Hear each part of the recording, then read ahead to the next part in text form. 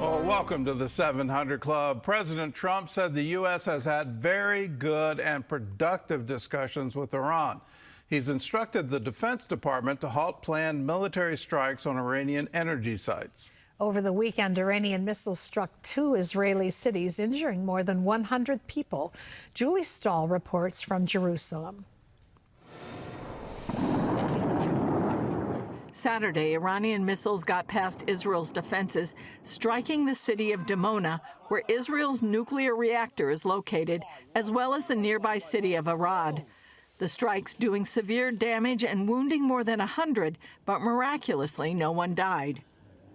These are 2 separate incidents that happened at different times, and in both, interceptors were fired. But unfortunately, we were not able to intercept the missiles that were fired. From the investigation we carried out in the Air Force, it came out that the failure in the interception in both incidents is not related one to the other. Israeli military spokesman Brigadier General Efi Defrin says that the missiles Iran is using are familiar to Israel, and they are learning new things all the time.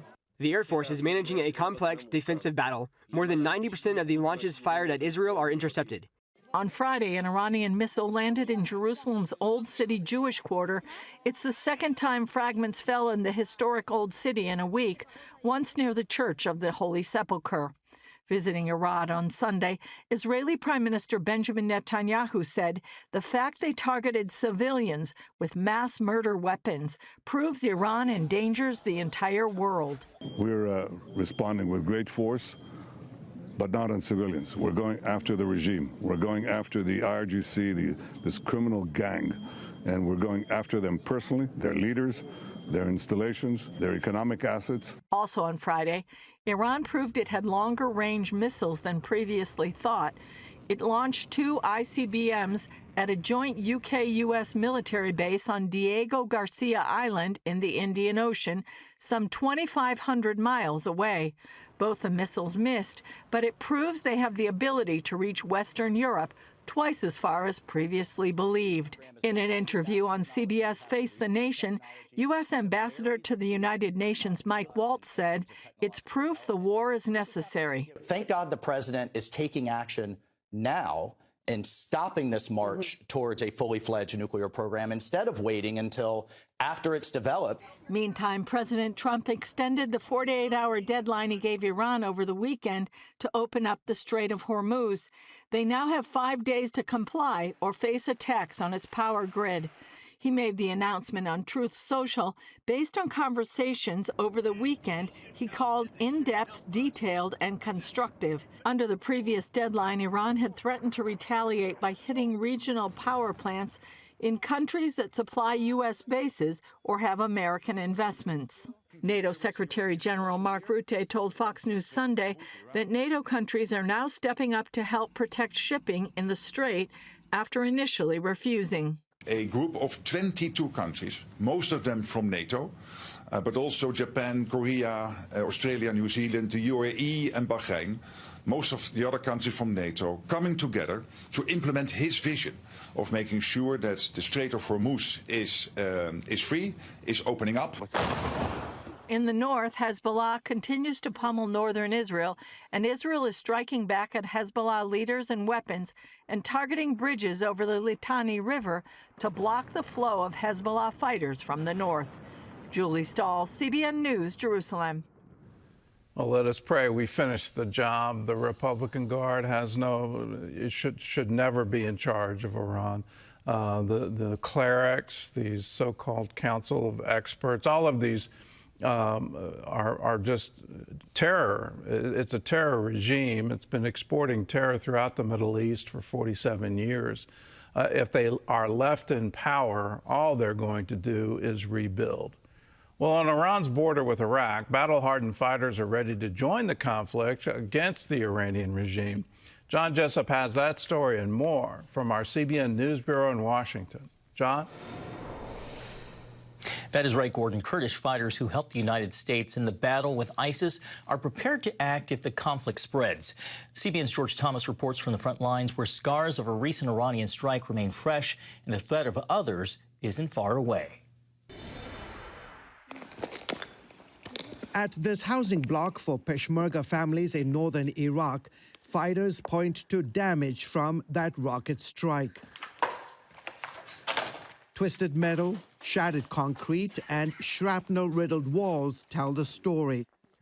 The attack killed one and injured two others. When I see this scene behind me, I feel a stronger desire to take revenge on those who killed my friend in the attack. We will continue this fight. Ruba Leylaki, a veteran with the Kurdish fighting force, gave CBN News a tour of the position. She talks about Iran's constant threat. The Iranian regime is always carrying out terrorist activities. They continue to attack us and our bases. These fighters are part of the Kurdish Freedom Party, also known as PAK, which has long opposed the Iranian government and operates along this mountainous region. Despite the recent attacks, fighters like 21-year-old Juar, nicknamed Sniper, are not backing down. I'm not afraid to die. Honestly, it would be an honor to give my life for my people and my country. While they're not yet mobilizing, they're not standing still either. And as attacks like this one show, they are far from safe. The U.S. and Israel need to keep working to weaken this regime, and we will continue doing what we can to protect our people. While the Peshmerga fighters that I've spoken to here say they are open to the idea of working with outside forces like the United States and Israel, they absolutely insist that they at least need help from both these countries. This regime is powerful, and taking it down will require international support. There's no question about that. But now is the time for a no-fly zone in western Iran, so Peshmerga fighters can move more freely across the border. With that, we believe we can win. Many here say their past battles have prepared them for what could come next. As Peshmerga fighters, we have fought against ISIS, pro-Iranian militias, and other terror groups. We gained experience from those battles, and we can bring that experience to Iran. Beyond the front lines here, 5 Kurdish militia groups formed a new coalition earlier this year aimed at challenging Iran's Islamic Republic. We have high hopes that the regime will meet its fate this time.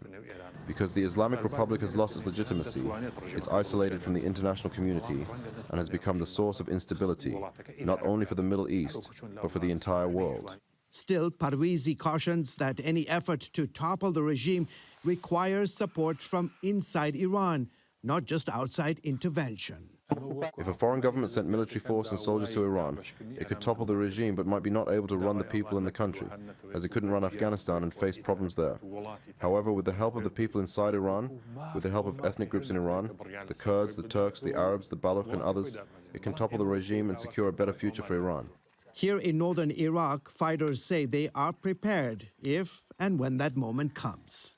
Personally, I'm ready with all my heart and soul. If there's a plan to take Western Iran and make it free, I'm ready. Still, uncertainty defines the moment, as these fighters know that any cross-border action could carry serious consequences for them and civilians across the region. So for now, they watch and wait, while living under the constant threat of the next strike. George Thomas, CBN News, Northern Iraq. Thank you, George. Well, here at home, New York's LaGuardia Airport started the week shut down after a deadly accident on the tarmac overnight. 2 pilots died when an Air Canada Express flight collided with a fire truck.